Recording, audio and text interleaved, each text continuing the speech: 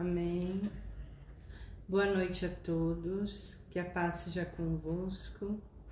Estamos aqui, mais uma live, nessa quarta-feira, e falaremos a respeito de algo muito importante para nossas vidas, algo que a gente muitas vezes não reconhece como um problema sério, que é o perfeccionismo. E nós vamos falar o que é um perfeccionista e qual a causa do perfeccionismo, Então é muito importante isso, porque em Jesus nós devemos ser verdadeiramente livres, livres de qualquer peso, livre de qualquer jugo, livre de qualquer situação que nos obriga a sermos quem não somos, a nos aceitarmos e nos amarmos de como somos, Porque Jesus assim o fez. Jesus nos amou primeiro, nos amou do jeito que éramos, do jeito que estávamos, Pecador, cheio de falhas, cheio de defeitos. E é isso que nós devemos aprender. E é isso que nós vamos aprender hoje, A viver, a aprender a viver de acordo com aquilo que nós somos e aceitarmos aquilo que nós somos e como somos. Querer ser melhor, melhorar cada dia, isso faz parte do nosso crescimento, do nosso amadurecimento. Mas queremos e colocarmos na nossa cabeça que temos que ser algo impossível de alcançar, aí já não provém de Deus. Porque ainda temos limitações, temos fraquezas, temos falhas, mas todos os dias nós buscamos sermos um ser humano melhor, uma pessoa melhor, a ter a vida em conformidade com a palavra de Deus, mas não nos esquecendo que Deus, Ele olha para o nosso coração e é lá que Ele vai procurar a verdadeira perfeição em nós. Amém? Vamos então iniciar. Enquanto isso, eu creio que mais alguns vão estar chegando aí neste momento, Já estamos no horário. E eu coloquei algumas coisas aqui interessantes. O perfeccionismo se manifesta através do sentimento de rejeição. A pessoa rejeitada tenta se proteger de uma dor emocional maior. Ela tenta comprar através da perfeição a proteção que ela necessita. O que é perfeccionismo? É dizer: vou impedi-lo de me rejeitar, serei perfeito. Então você nunca será capaz de encontrar algo errado em mim. Se não encontrar nada de errado comigo, você me amará. Você nunca me rejeitará, porque nunca farei nada que não possa frustrá-lo ou perturbá-lo. Eu quero ler um versículo na palavra de Deus que está em 1 Pedro, o capítulo 5, versículo 10, 1 Pedro 5, 10, que diz assim: Ora, o Deus de toda graça, que em Cristo vos chamou à sua eterna glória, depois de ter sofrido por um pouco, Ele mesmo vos há de aperfeiçoar, firmar, fortificar e fundamentar. Ora, o Deus de toda graça, que em Cristo vos chamou à sua eterna glória, depois de ter sofrido por um pouco, Ele mesmo vos há de aperfeiçoar, firmar, fortificar e fundamentar. Então, de acordo com o que nós lemos aqui, é isso que é importante. É que a perfeição que nós vamos buscar é diferente da perfeição em que está expresso no nosso dia a dia, no mundo natural. Então vamos lá. O que é perfeição pelo dicionário? Um dicionário normal é não faltar nada essencial, ser da mais alta excelência, impecável, exato, sem defeito, irrepreensível e surpreendentemente excelente e supremamente excelente.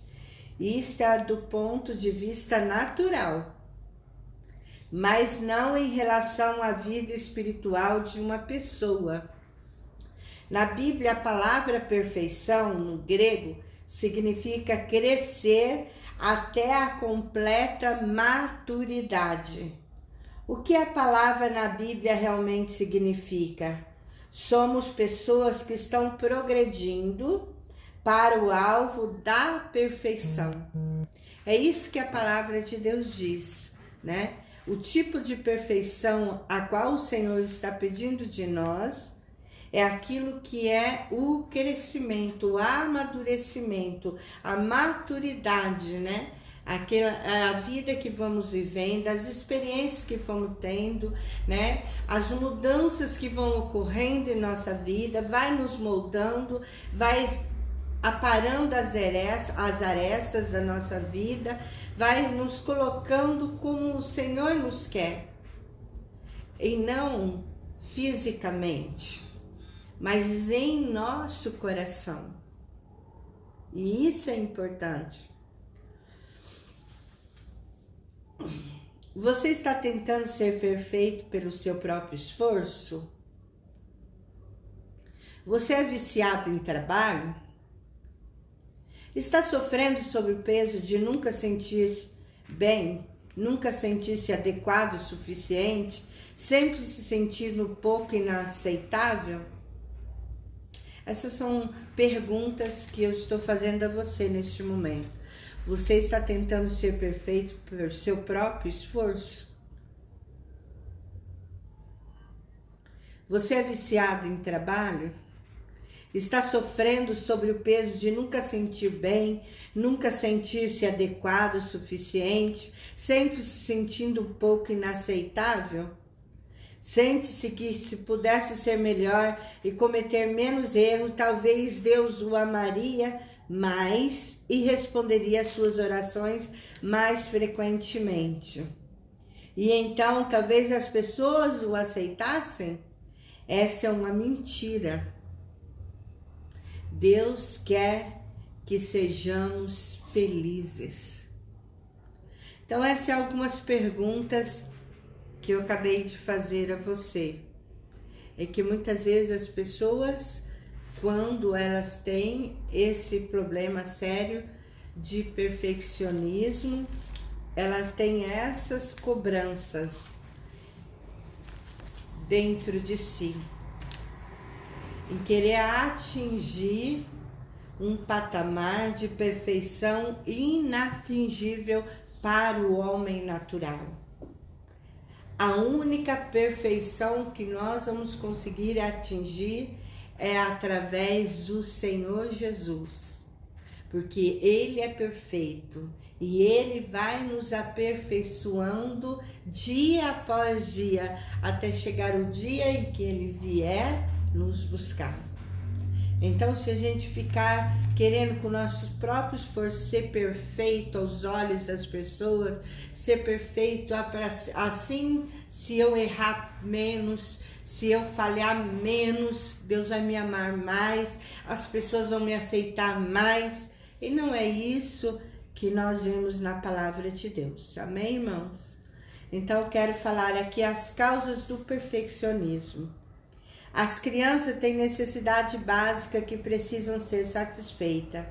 Elas precisam ser amadas e aceitas, ter segurança de que são aceitas, como são e não na base do que fazem. São nos primeiros relacionamentos que as crianças aprendem a conhecer a graça ou o seu oposto, a desgraça. Infelizmente, muitos pais começam a ter implicância, birra dos filhos, porque o filho não é como ele imaginava que seria, sabe? Como é que quer que o filho seja, né? A graça é o fato de serem aceitos incondicionalmente e imerecidamente, condicionalmente e baseado naquilo que ela faz ou deixa de fazer. Então, essa luta para ser aceita é a semente do perfeccionismo.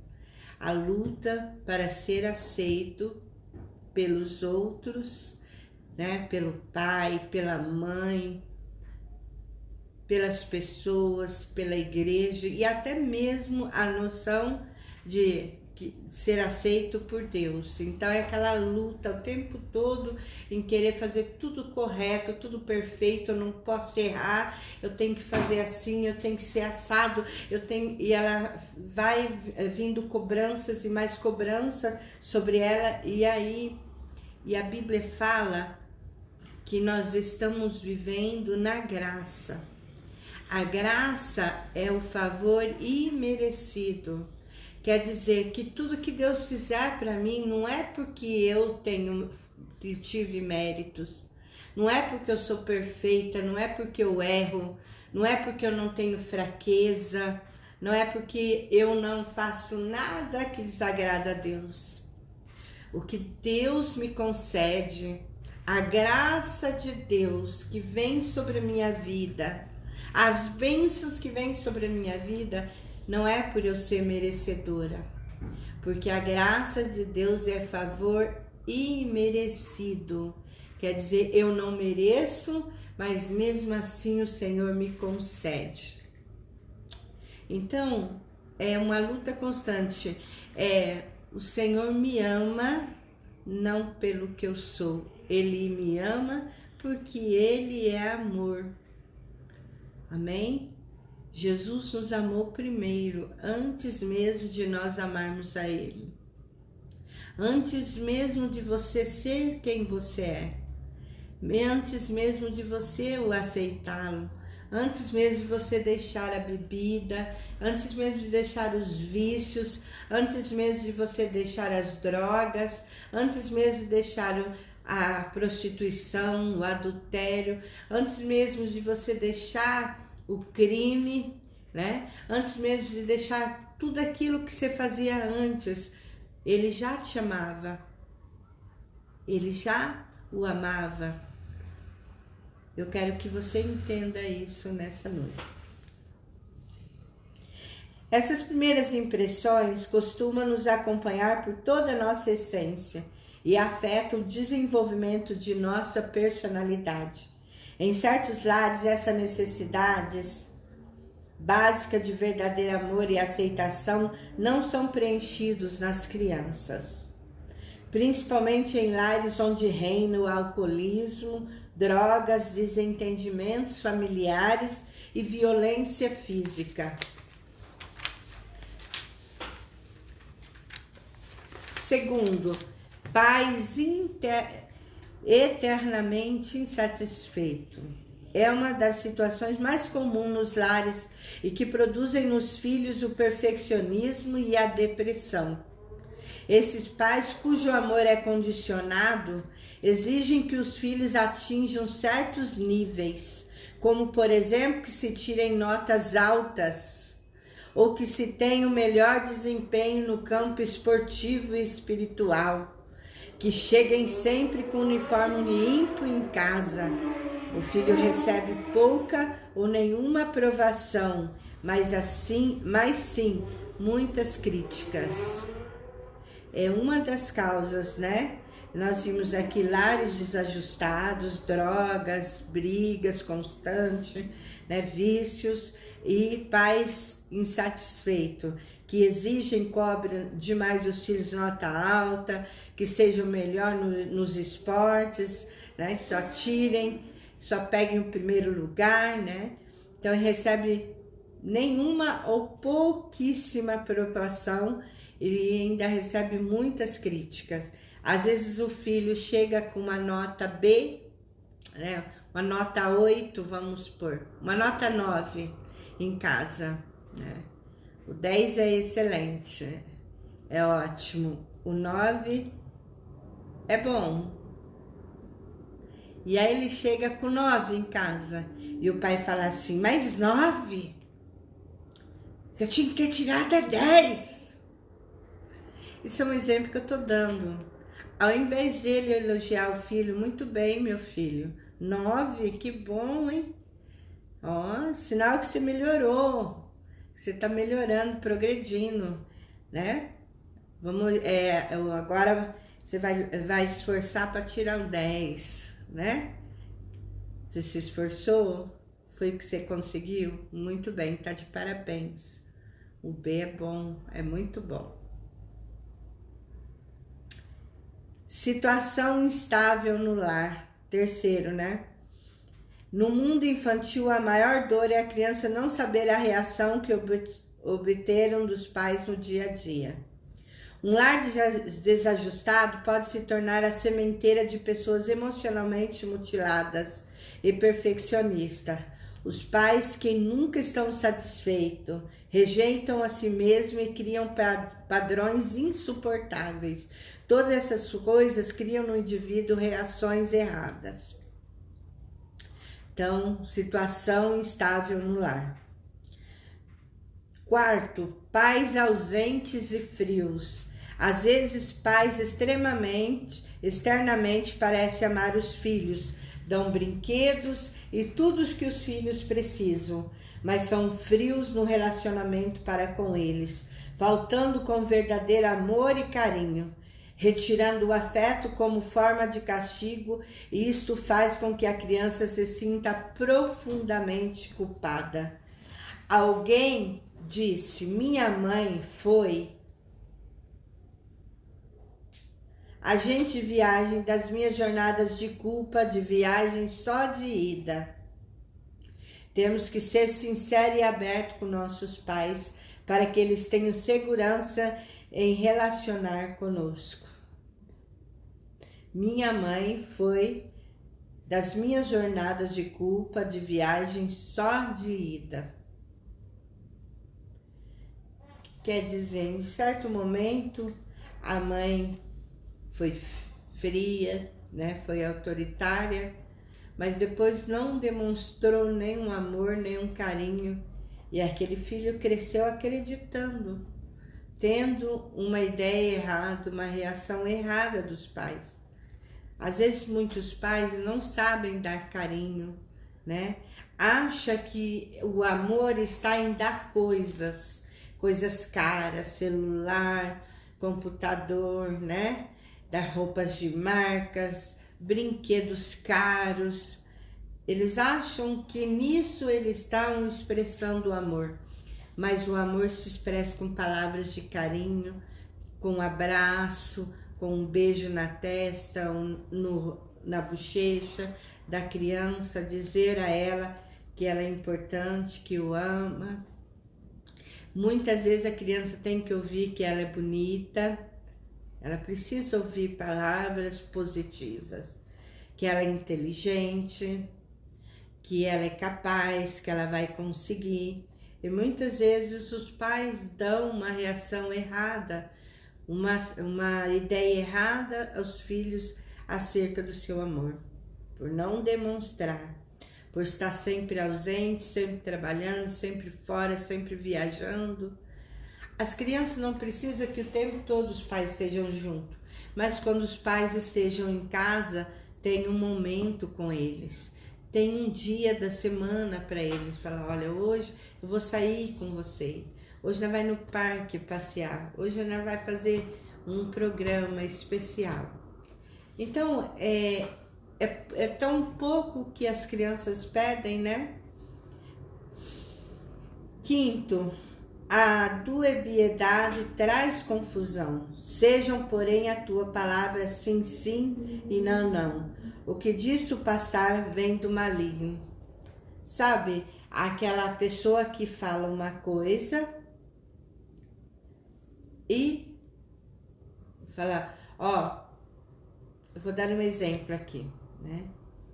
vou levar você domingo para passear. Aí chega o domingo, fala, não vai dar. Então as nossas palavras têm que ser sim, sim e não, não. A criança não entende diferente. E a palavra de Deus diz em Mateus 5,37 que a gente tem que ter sempre palavra. Senão a criança não vai acreditar mais nos seus pais. Vai crescer com os pais que elas não vão confiar. A duebiedade traz confusão e emoções contraditórias nas crianças. Ela diz, mamãe, deixa eu brincar? Vai, mas lembre-se que tua mãe está trabalhando aqui sozinha. Ela deveria dizer, não, você vai me ajudar agora nos afazeres de casa. Ou então, vai brincar e depois venha cuidar das suas tarefas de casa. Assim, a criança pode ser feliz naquele momento sem sentimento de culpa. Quando tudo que a criança faz parece ficar ainda a desejar para os seus pais. O único recurso que sobra é a criação de um eu irreal e falso. Este é o preço da sua sobrevivência emocional, pois não existe outro modo de suportar a dor mental de ser rejeitada, fazendo com que ela perca a sua personalidade e passe a ser manipulada pelos outros. Sexto, a força da timidez. Muitas mágoas que recebemos neste mundo são difíceis de serem definidas. Elas fazem parte da vida que levamos no mundo caído. Quantas mágoas e sofrimentos as pessoas infligem umas às outras? Quantas vezes mágoas, humilhações e ódio são lançadas numa mente infantil que vão infeccionando, tornando-se uma gangrena, e um dia chegam a afetar toda a personalidade da criança. Às vezes ouvimos comentários assim, quando crescer vai parecer com o tio Fred. Quem era Fred? Um alcoólatra desajustado que nunca serviu para nada. Puxa, olha só a cara desse garoto, é uma pena que não tenha puxado a beleza do irmão. Ou então, a garotinha cuja irmã é mais bonita que ela e que escuta os parentes dizendo, coitadinha, é o patinho feio da família, como é feinha, isso só vai gerar na criança ódio, mágoa e sofrimento. Amém?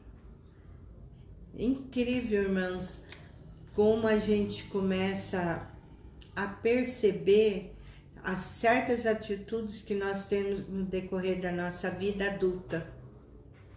E aí a gente começa então a entender porque certos padrões de comportamento nós tínhamos antes. Porque graças a Deus não temos mais. E se o tenhamos, o Senhor Jesus vai nos aperfeiçoar a ponto de nos tornarmos pessoas realmente conforme o coração que Deus quer que nós sejamos no nosso coração. Amém? Por exemplo, a comparação de beleza, a comparação de grau de inteligência. Durante a minha infância, a ignorância dos meus pais, eu vi muito essas comparações. Que a minha irmã era mais bonita que eu, tinha um corpo mais bonito que eu. E eu ouvia também a comparação do meu pai em relação a mim com as minhas irmãs. A Marli é mais inteligente, vocês tinham que ser igual a Marli. Por que vocês não são igual a ela? Porque só ela tira nota boa, só ela tira notas altas, é inteligente. Vocês tinham que ser inteligentes. Vocês não são inteligentes igual a Marli. Por que vocês não são igual a ela? Então, nós crescemos num ambiente assim, de comparação. De falar assim, às vezes você tinha uma tia meia feinha, né, na família, e aí eles falavam, você parece com fulano. Aí você ficava chorando, eu chorava, quando falava que eu me parecia com uma tia minha. E eu lembro que ela não era nada bonita. Ela tinha um coração maravilhoso, ela era linda por dentro, muito amorosa, mas ela não tinha beleza física. E uma criança não entende isso. E aí era feita essa comparação de aparência. E aí aquilo você chorava, você ficava revoltada, magoada, e aquele sofrimento tudo. E na fase adulta eu me desdobrava. Quando eu fui para Jesus, eu me desdobrava para ser perfeita diante de Deus, perfeita na igreja aos irmãos, perfeita diante do meu pastor. Eu tentava ser perfeita aos meus pais, já que eles eram felizes por eu tirar notas boas. Eu lutava para isso, para ser cada vez mais perfeita, em ser obediente, fazer tudo. Eu não entendia que eu estava sendo alguém que eu não era, me esforçando para ser alguém que alcançar uma perfeição inatingível. E aí eu ficava frustrada e eu via isso acontecer. Eu me lembro que eu uma vez estava em casa, eu acordava de madrugada e lavava a casa inteira. Eu tinha mania de toque, de limpeza, de tudo certinho. Eu não tinha máquina, então eu esfregava a roupa das crianças na mão, enquanto eu não via aquela roupa limpinha, sem nenhuma manchinha, nada, eu não parava. Então minha mão assim, ela é em carne viva. Então eu ia limpar a casa, eu começava a fazer faxina do teto até no pé. Todos os dias eu tinha que limpar tudo, jogava água em tudo, limpava tudo, tudo tinha que estar no lugar. E eu tinha 3 filhos pequenos e era aquela luta constante, a igreja, e fazia tudo sozinha. Não tinha máquina de lavar, não tinha vida como tinha hoje. Então eu me via presa, eu me via aprisionada naquele sentimento de ser a melhor mãe, de ser a melhor esposa, de ter uma casa perfeita, de ter uma vida perfeita. E eu exigia que meus filhos fossem perfeitos, principalmente meu filho mais velho, Misael. Eu exigia tanto dele, ainda era criança. Eu me lembro que o pastor falava assim: Marli, ele é uma criança, ele é pequenininho, ele não entende nada. E eu exigia que ele fosse um adulto, fizesse coisas perfeitas, né? Então ele era uma criança e eu não entendia aquilo. E às vezes o pastor falava assim para mim: Marli, você está querendo exigir algo de uma criança? Ele praticamente um bebê, não tem 2 anos, e eu ali cobrando, né?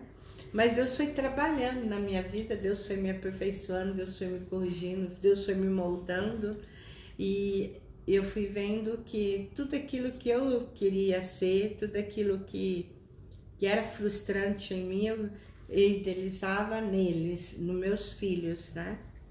Origem e desenvolvimento de um perfeccionista. Vimos anteriormente que a pessoa que passou por vários problemas para sobreviver cria um super-eu, irreal para suportar a dor de sua alma. O eu verdadeiro individual da nossa personalidade tem necessidades natas a serem preenchidas pelo desenvolvimento adequado através da graça paterna. Em Lucas 2, 51 e 52 diz: E desceu com eles para Nazaré, e era-lhes submisso. Sua mãe, porém, guardava todas essas coisas no coração.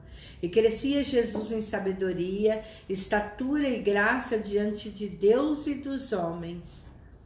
Jesus crescia em graça física, mental, emocional, social, espiritual, relacional, nutricional, disciplinar e instrucional. Se as necessidades básicas não são satisfeitas, então trazem a desgraça paterna. Quando não são satisfeitos, resultam em, indiretamente, privação de nutrição física e emocional, ausência de segurança, não aceitação incondicional, ausência de afeto e afirmação disciplinar e de instrução, diretamente pela rejeição, ausência do senso de ridículo, injustiça, crueldade e pressão excessiva, maus tratos verbais, emocionais, físicos ou sexuais. Quando essas necessidades não são satisfeitas, a pessoa, para sobreviver, cria um falso ou super eu. Amém, irmão?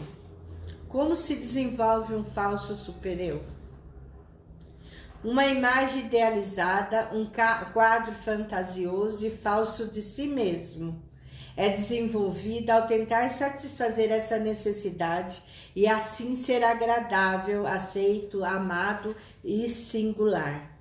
Ser este eu idealizado agora se torna o alvo principal. Este alvo consome todas as energias emocionais e espirituais e a busca da glória. É que eu acabei de dizer, né? Aqui, que eu adquiri na minha vida um falso eu, uma falsa Marli, né? Com uma falsa personalidade para agradar, para ser vista aos outros, para ser aceito, para ser amado, para ser respeitado, tudo aquilo. Este eu, aos poucos, passa do eu singular para o eu especial, até chegar ao seu eu sou o melhor. As minhas necessidades tornam-se as exigências sobre as demais. Eu tenho direito. As principais características do super-eu são necessidade de ser perfeito, prioridade distorcida, necessidade de um bode expiatório. O que é um bode expiatório? Tudo é culpa dos outros, nada é culpa dele, sabe? Ele sempre tem alguém que é culpado, menos ele. Necessidade ardente de provar. A tirania dos deveres. Eu sou capaz de ser super, mas não consigo. Este fracasso em alcançar expectativas irreais e inatingíveis provocam frustração, depressão e ira, desenvolvendo um sentimento de injustiça. O resultado disso é mágoa, humilhação, temores e baixa autoestima negativa. Autodepreciação, autoacusação, autocondenação, autoexpiação, autodestruição e autotortura. Isso leva o perfeccionista a possíveis padrões de personalidades. Ele desenvolverá muitas vezes uma personalidade falsa, que não é a sua própria. Devido a todos os problemas enfrentados, ele cria uma máscara e desenvolve uma personalidade que não é sadia. Analisaremos 3 padrões possíveis de personalidade. Primeiro, domínio. A pessoa sente a necessidade de controlar tudo. A pessoa controladora. Necessidade excessiva de autoestima. Ela se movimenta de lá para cá para conquistar essa autoestima. No serviço, na escola, etc. Não levando em conta o sentimento das pessoas. Para subir na vida, lança mão de qualquer arma para satisfazer o seu eu, que tem necessidade de poder e de realização pessoal, admiração e prestígio. Segundo, autoanulação. Vou fazer tudo para você gostar de mim. A pessoa se autoanula, dando lugar a um desejo de agradar os outros. é sensível demais ao julgamento alheio, não expressa sua vontade e desejo com medo de ser rejeitado, é fraco, desamparado, conciliável, submisso, amoroso e tem necessidade de aprovação. Resignação, terceiro, né? É a necessidade excessiva. A primeira personalidade que nós falamos é o domínio, segunda a autoanulação, né? E a terceira a resignação. É a necessidade excessiva de controle. A pessoa tem medo e por isso tenta controlar tudo. Nada poderá fugir ao seu controle. Ela tem tendência a afastar as pessoas. É indiferente, resignado, superdependente, autossuficiente e se sente invulnerável. O superego pensa que temos que nos relacionar com os outros sempre muito bem, que temos que ser amados por todos e que nunca possa existir nenhum conflito entre cristãos. Nós, os cristãos, podemos ser realistas. Isso quer dizer que não precisamos ter medo de enfrentar o pior. O que há de mais terrível e mais doloroso e que não precisamos ter medo de expressar nossos sentimentos de tristeza, de dor, de mágoa, solidão, dificuldade e até mesmo depressão. Não precisamos ter medo de expressar nossos verdadeiros sentimentos e sermos o nosso verdadeiro eu em Jesus Cristo. Então, aqui entra algo importante, irmãos. Quantas pessoas estão sofrendo, estão se anulando, né? Às vezes não querendo fazer certas coisas, mas faz para agradar os outros. Escondendo que está triste, magoado, que está ferido, né? Que está sentindo solidão, que até mesmo está com depressão, esconde seu sentimento, esconde sua situação, seus problemas, porque não quer que ninguém veja como ele é. Eu me lembro uma vez, há muitos anos, quando eu cheguei aqui em Campinas, na igreja, e alguém me disse assim para mim, eu sei que essa pessoa, ela queria me ajudar, queria me livrar de muita dor, muito sofrimento. Ela disse assim, pastora, a senhora é muito transparente. A senhora é como um livro aberto. Todo mundo sabe o que a senhora está sentindo, todo mundo sabe o que a senhora está pensando, se ela está triste, está com raiva, está magoada, está ferida. A senhora fala tudo que está no seu coração. E muitas vezes, por causa disso, as pessoas não entendem a senhora e machucam a senhora.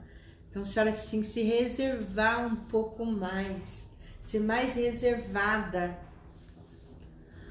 Aí eu olhei para aquela irmã e eu falei assim, eu sei que você tem uma das melhores intenções, mas eu não vou deixar de ser eu mesma, mesmo que eu me machuque, mesmo que me julguem, mesmo que me acusem, mesmo que pensem mal de mim, eu não vou deixar de quem eu sou. Porque no meu passado, eu já tinha vestido uma máscara. Eu não queria mais pôr uma máscara novamente e mostrar um sorriso no rosto e fingir que estava tudo bem. Sendo que a palavra de Deus não diz isso. Eu não posso usar minha tristeza, minha dor, minhas mágoas, meu sofrimento para magoar e ferir os outros, mas eu tenho que expressá-los. Sim, as pessoas têm que saber que elas estão me machucando, que elas estão me magoando, que eu estou triste e que eu estou sentindo dor, que eu tenho sentimento. Então, toda vez que eu declarava, muitas vezes no altar, eu dizia como eu estava me sentindo e o meu sentimento que estava dentro de mim. Às vezes as pessoas me julgavam, outras entendiam, mas eu queria que elas me conhecessem como eu era intimamente. Então, muitas vezes eu expressava meus sentimentos porque eu queria que as pessoas soubessem quem eu era, o que eu estava sentindo, o que eu estava vivendo. Eu queria que eles me conhecessem a Marli, que eles não conheciam, julgavam uma pessoa, mas eles não sabiam quem eu era por dentro. E hoje, graças a Deus, eu posso ver que as pessoas me conhecem. Eu posso ver que as pessoas me entendem, me compreendem, porque eu sempre fui verdadeira. Sempre tentei ser verdadeira com meus sentimentos, com minhas dores, com as minhas aflições, né? Com as minhas dificuldades. Muitas vezes eu subi no altar e disse coisas que as pessoas falaram, nossa, a pastora falou isso, porque eu sou um ser humano como todos. E como todos nós, eu como pastora, não sou diferente de você que está me assistindo. Eu também tenho sentimento, eu também sinto solidão, também sinto tristeza, eu também fico deprimida, também tenho dor e muitas dores. Também fico magoada. Mas é claro que a mágoa que vem, eu tento, luto, eu oro, eu busco perdoar para liberar perdão para aquilo desaparecer do meu coração, porque eu sei que se eu continuar nutrindo aquela mágoa, né, por longo tempo, ela vai trazer algum problema de enfermidade no meu corpo. Então todos os dias eu luto para perdoar, todos os dias eu luto contra as mágoas, os ressentimentos, as coisas que vêm no decorrer da vida. Graças a Deus eu estou vivendo o melhor da minha vida. Eu estou com 51 anos, amadureci bastante, hoje já não sofro, né? Se alguém chega em mim e diz, pastora, alguém falou isso e isso da senhora, antigamente eu chorava, doía a minha alma, eu ficava magoada, eu ficava ressentida, triste, abalada emocionalmente. Hoje a minha confiança é em Deus, hoje a minha vida está em Deus. Eu sei que o Senhor conhece o meu coração, sabe da minha sinceridade, sabe que eu sou verdadeira, que aquilo que eu faço eu não faço por fingimento, né? Se eu amo, se eu me preocupo, é de verdade, não é fingimento, né? Se eu fico feliz com aquela pessoa, não é fingimento, é porque eu estou feliz. Se eu choro quando aquela pessoa está triste, é porque eu estou realmente triste. Então, já fazem 17 anos para 18 que nós estamos aqui em Campinas. Eu creio que as irmãs que me acompanham, os irmãos da igreja que me acompanham nesses anos todos, já me conhecem bem e eu fico feliz por isso. Sabe, deles me conhecerem e falar assim, não, a pastora é assim, assada, ela é brava, mas só que ela é uma boa pessoa, você pode contar com ela, é assim, é só o jeitão dela, mas ela é uma pessoa que tem coração bom. Eu sempre ouço pessoas dizerem isso, que ouviu de outras pessoas, que como eu sou. E quando eu vejo que as pessoas falam assim, olha, pastor é assim para outra pessoa, fala de como eu sou, eu falo assim, verdadeiramente essas pessoas me conhecem. Eu fico feliz de estar alcançando a maturidade espiritual, de estar crescendo em Cristo Jesus e cada dia sermos melhores, né? Nossa personalidade, esse meu jeito de ser expressivo, de falar a verdade, de falar de tudo que está dentro de mim, isso faz parte da minha personalidade, mas claro que o Senhor tem moldado a minha vida, tem moldado a forma de eu falar, eu tenho aprendido a direcionar a verdade sem machucar, e isso é muito importante, irmãos, isso que é aperfeiçoamento. Outrora você não tinha traquejo na hora de falar, né? Às vezes as pessoas entendiam errado sua forma de expressar e falar por ser verdadeira, e hoje você sabe conduzir, ser verdadeira sem magoar, sem ferir e falando tudo aquilo que precisa ser dito. Isso é muito bom, irmãos, e a gente vai aprendendo dia após dia a ser melhor. o sofrimento, a dor, todas as experiências que a gente passa de decepções na vida, né, na área emocional, a gente só vai nos acrescentando mais maturidade, mais crescimento ainda, e nós vamos aprendendo a lidar, a ter relacionamento, a ter uma vida boa, né, uma vida de relacionamentos sadios, né? Por exemplo, se aproximar de uma pessoa difícil, sabe, aquela pessoa intragável, aquela pessoa arrogante, aquela pessoa, como diz, cheia de ressentimento, né? A pessoa amarga, negativa. E aí você olha para aquela pessoa, você fala assim: outrora eu já fui assim. Essa pessoa realmente, a gente começa a compreender por que as pessoas têm certas atitudes, tomam certas atitudes, agem daquela forma agressiva ou magoa outras pessoas. A gente começa a compreender e entender. E aí a gente começa então a perdoar com mais facilidade, porque sabe que a pessoa que fere é porque um dia foi ferida. A pessoa que tem certas atitudes é que precisam muito de ajuda, e precisa do nosso amor, e precisa da nossa compreensão, e precisa das nossas orações. Quando desperdiçamos nosso tempo e energia procurando ser super-eu, estamos nos privando do desenvolvimento e da amizade de Deus, pois nunca deixamos Deus aceitar e amar o nosso verdadeiro eu, e pelo qual Cristo morreu. Este é o único eu que Deus realmente conhece e vê. Em Jesus, podemos ser nós mesmos, sem necessidade de nos compararmos com outros. Ele quer nos curar e nos transformar, então devemos ser como Ele deseja. Nós devemos ser como Ele deseja e não como as pessoas desejam que nós sejamos. Amém? Eu vi muito mesmo do pastor Divaldo, meu marido, dizia assim: Marli, você tem que mudar, Marli, você tem que ser assim, Marli, você tem que ser assado, Marli, você tem que fazer desse jeito, Marli, você tem... Um dia, eu chorando, olhei para ele e disse assim: me escuta agora.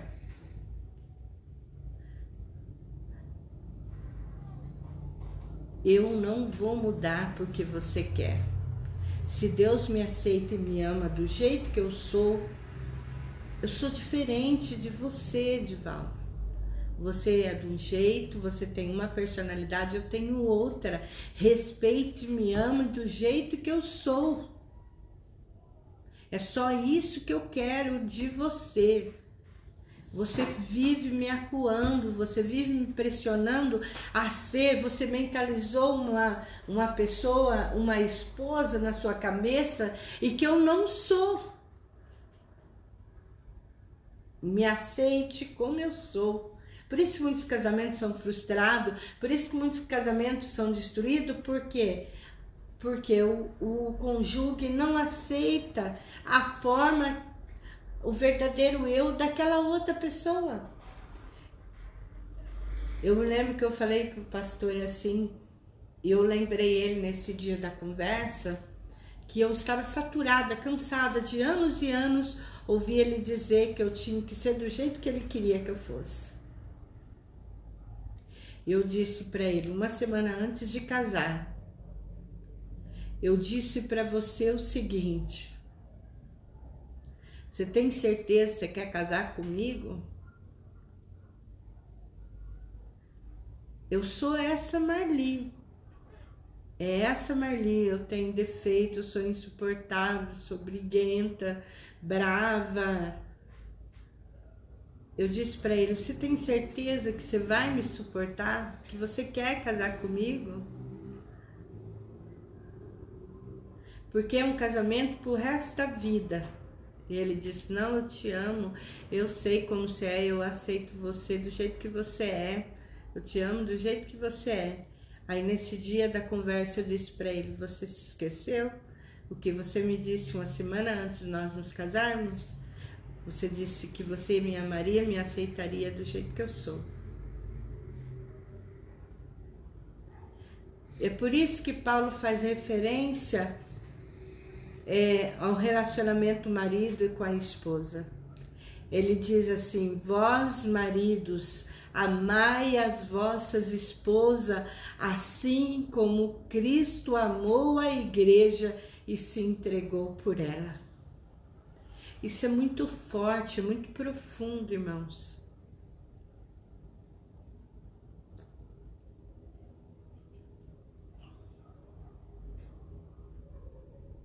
O super-eu custa muito para morrer, e o super-eu religioso mais ainda. Se você perceber que está enganando a si mesmo, espera que ouça a voz do Espírito Santo a dizer: abandone-o, largue-o, e só depois disso é que eu e você poderemos iniciar todo o processo de cura para a formação do seu verdadeiro eu. O super-eu religioso ainda é pior, porque a pessoa condena todo mundo. Para ela, todo mundo vai para o inferno, só ela vai para o céu. Todo mundo tem defeito, todo mundo erra. Já viu aquele religioso que separa ele mesmo quem vai para o céu, quem não vai, escolhe quem vai para o céu, quem não vai? Ninguém sabe, a não ser Deus. Porque só Deus conhece verdadeiramente o coração das pessoas. Nós podemos enganar os outros com a nossa aparência de bons, né? Se fingir de bom, se fingir de amável, se fingir de santo, se fingir de espiritual. Mas a Deus ninguém engana, então ninguém pode julgar o seu semelhante, o seu próximo e dizer: a fulano vai para o inferno. Ah, não, agora ciclano sim, é uma bênção. Então, as pessoas religiosas, super-eu religioso, aquela pessoa, ela está acima do bem e do mal, e isso é um perigo tão grande, porque ela pode cair. Porque ela acha que ela é inatingível, que ela não vai errar, que ela não vai pecar, que ela não vai fazer. E aí está o perigo da pessoa cair feio. Como pastora há mais de 30 anos, eu já vi muitos religiosos dessa forma. Já vi muitos líderes, já vi muitos crentes, já vi muitas pessoas de ter o super-eu religioso, sabe? Que ele era o melhor, que ele era o santo, que ele era isso, criticava um, criticava outro, falava mal do outro. Ele estava acima do bem e do mal, e ser totalmente destruído. Mas não é isso que Deus quer. Ele quer nos curar e nos transformar, e é isso que Ele deseja de nós. O super-eu custa muito para morrer. Quando você parar de desperdiçar suas energias espirituais e nos esforços de manter falso super-eu e começar a usá-los em cooperação com o Espírito Santo para o seu verdadeiro crescimento, verá que está livre em Jesus Cristo. Você estará acima da aprovação ou desaprovação dos outros. Pare com isso. Pare de se preocupar se você está agradando ou não. Pare de estar buscando aprovação ou desaprovação dos outros. Assim a gente não cresce. O que nós temos que mentalizar, que nós temos que trazer para nós mesmos, é que eu tenho que agradar a Deus acima de todos. Se eu estiver agradando a Deus, isto é perfeito. Porque as pessoas, irmãos, sofrem tanto, tem tanto trabalho, é tão atribulado, desperdiça tanta energia, dia após dia, por não saber dizer não. Por fazer algo que não queria fazer.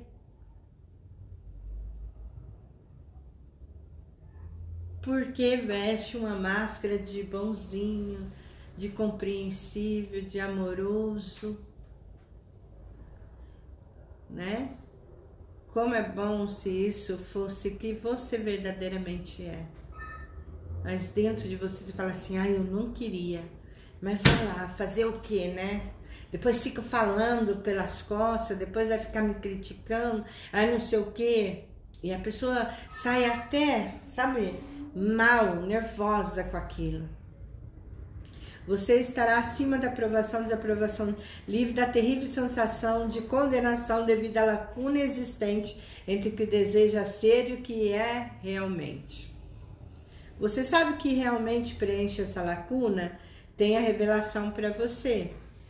Todas as perfeições de Jesus, o verdadeiro super-homem de Deus, estão à nossa disposição como um dom gratuito dele, proveniente da sua cruz. E essa perfeição é mais que suficiente para preencher as lacunas de nossa vida.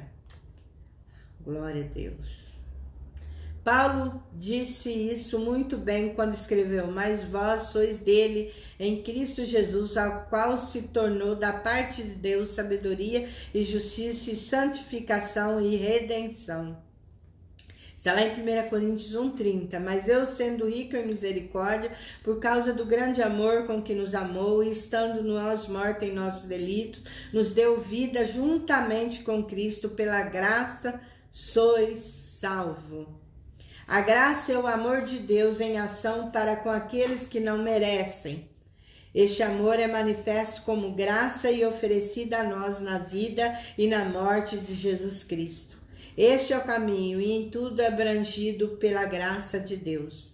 A graça que cura para as emoções danificadas do passado. Graça que reconstrói para relacionamento interpessoal destruído. Graça que reprograma para padrões de personalidades distorcidas. Graça que recicla, transformando o ser de mutilado para um ministério. Graça que cura toda ferida e todas as emoções negativas. Graça que nos leva a descansar nos braços de Deus. Graça de Deus que nos dá paz e segurança. Graça que nos aceita sem pedir nada em troca. Graça de Deus que nos levará à vida eterna. Deixe o desempenho e viva debaixo da graça de Deus. Bem? Não queira superar aquilo que você não pode. Não fique se esforçando tanto para ser perfeito. Sim, deixe que Jesus entre na sua vida, deixe que o Espírito Santo trabalhe na sua vida. E aquele que é perfeito, que está em nós, nos aperfeiçoará dia após dia. Eu vou ler um versículo da palavra de Deus que diz aqui,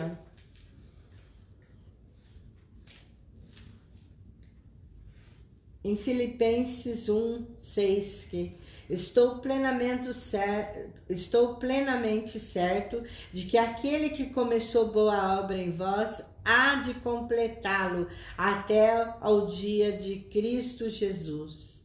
Estou plenamente certo de que aquele que começou boa obra em vós há de completá-la até ao dia de Cristo Jesus. Amém? Glória a Deus. Aleluia.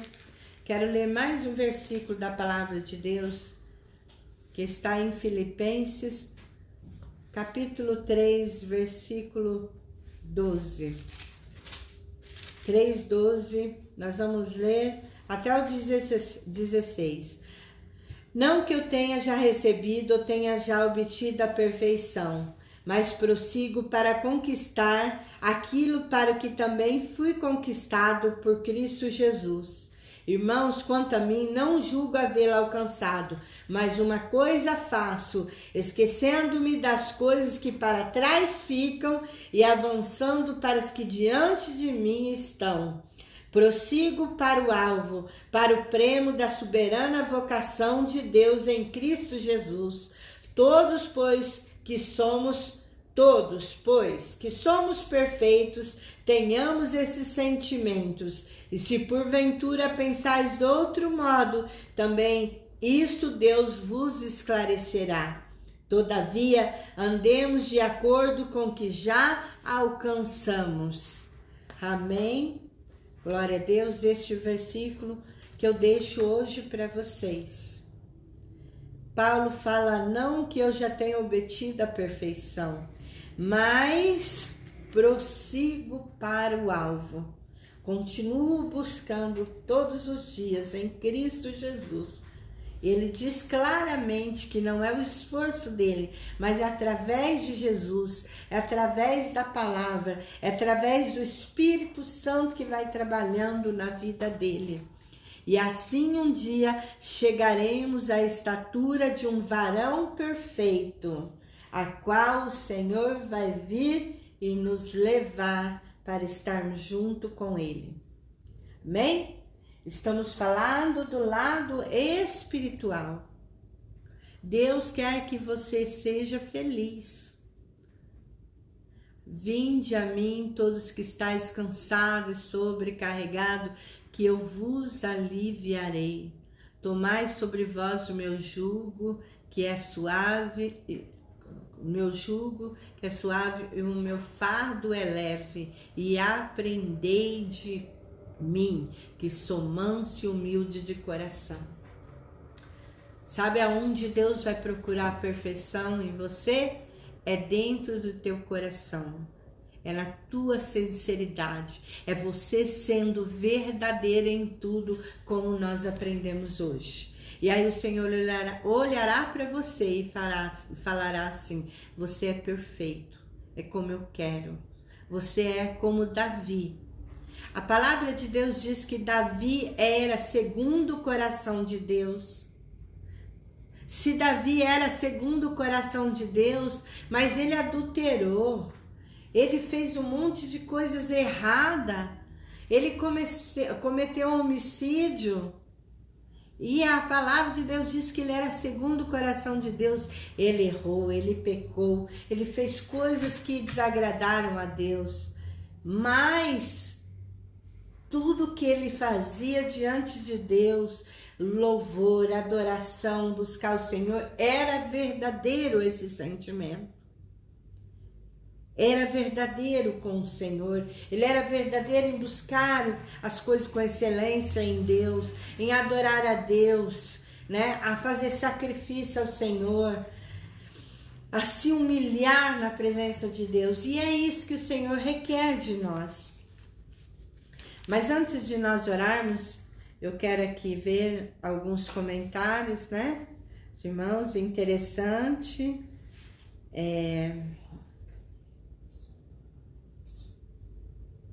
Felipe fala, recebo muitas crianças assim nas minhas aulas, crianças carentes de amor e de carinho. É verdade, a gente vê muito isso, né? Glória a Deus, interessante, a irmã Leia está assistindo.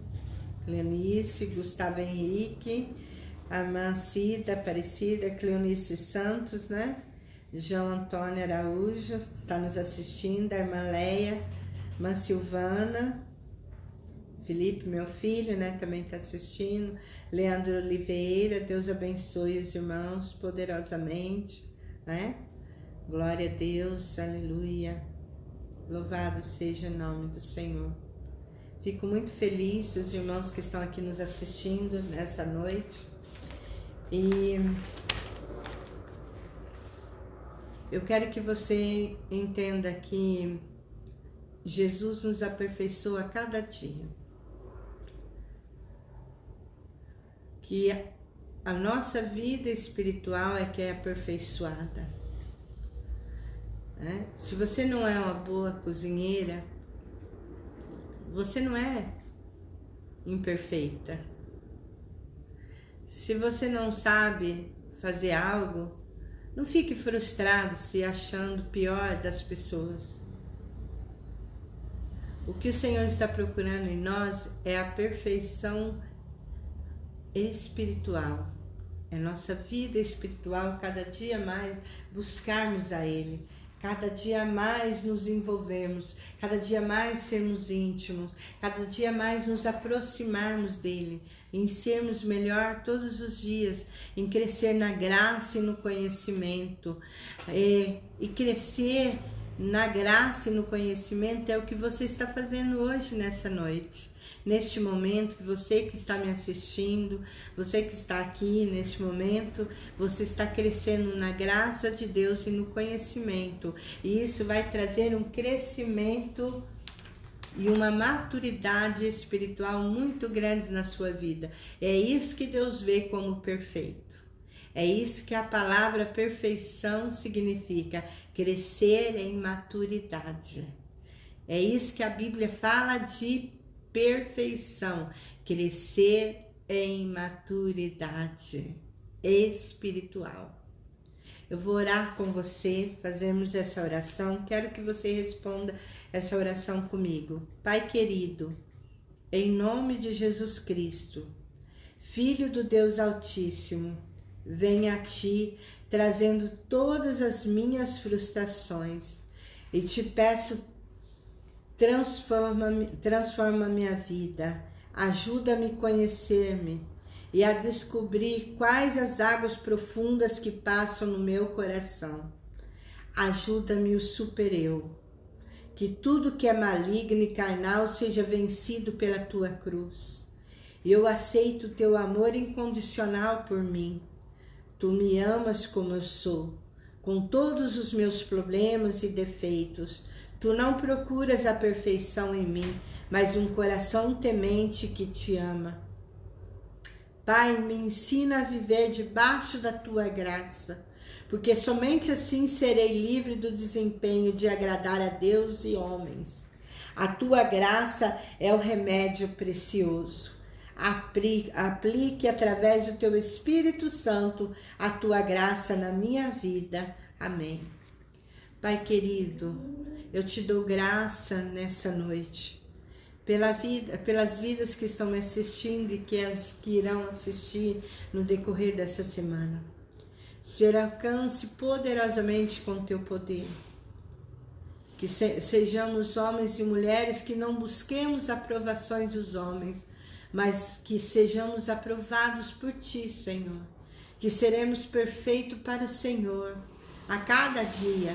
Eu sei que através do Espírito Santo o Senhor nos ajudará a crescer, a amadurecer na graça e no conhecimento do Senhor. Sermos homens e mulheres com maturidade espiritual para vivermos um dia com o Senhor lá na glória. Meu Deus, todo o passado, que o Senhor faça que os seus filhos se esqueçam do passado, mas vivam o presente e o futuro que o Senhor tem preparado para eles. Toda mágoa, todo ódio, todo ressentimento, todas as decepções, todas as frustrações, todo espírito das trevas que atuaram no decorrer da infância dos teus filhos e trouxeram a fase adulta a serem homens e mulheres complicados, problemáticos, e não conseguem se relacionar, que não têm vínculos amorosos, que não sabem ser bons pais, oh meu Deus, que não sabem ser bons amigos, bons filhos, em nome de Jesus, que através do Espírito Santo de Deus, o Senhor começa a reconstruir este novo homem, esta nova mulher, este novo jovem, oh meu Deus, cura esta criança, tire todo o mal, tudo aquilo que é negativo, tudo aquilo que não vem do Senhor, em nome de Jesus. Meu Deus, dê sabedoria aos pais que nos assistem, dê sabedoria aos seus filhos,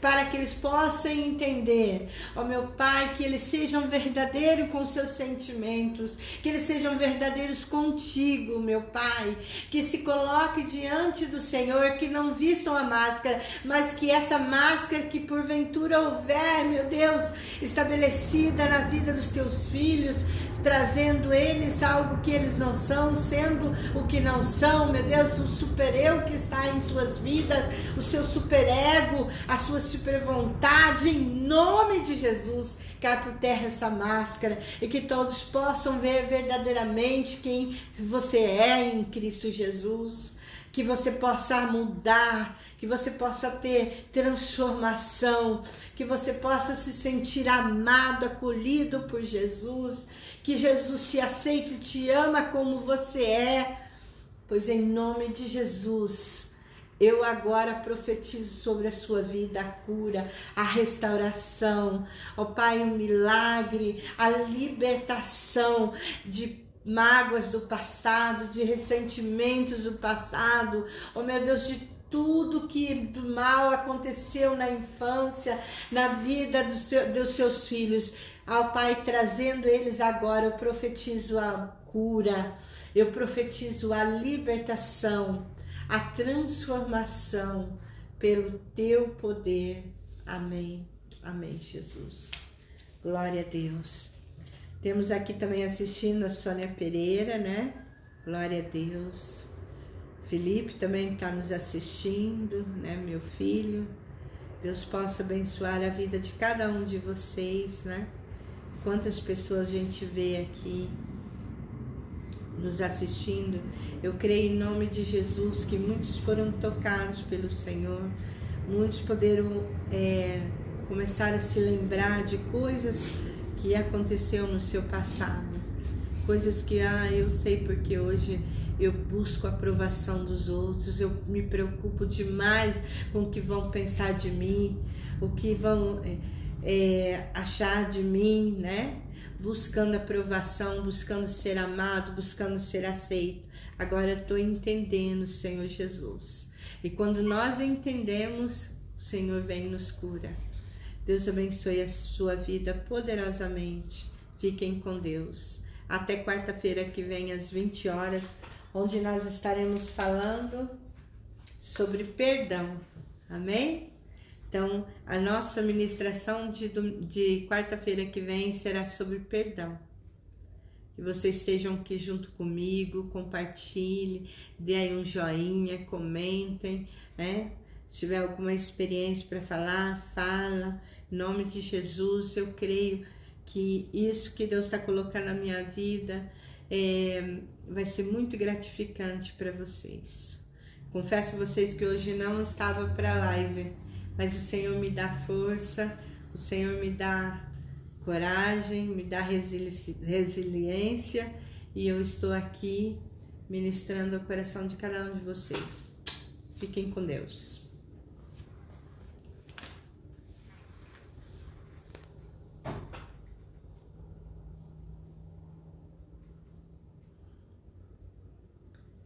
Veroneide, né, Paula, que é muita gente que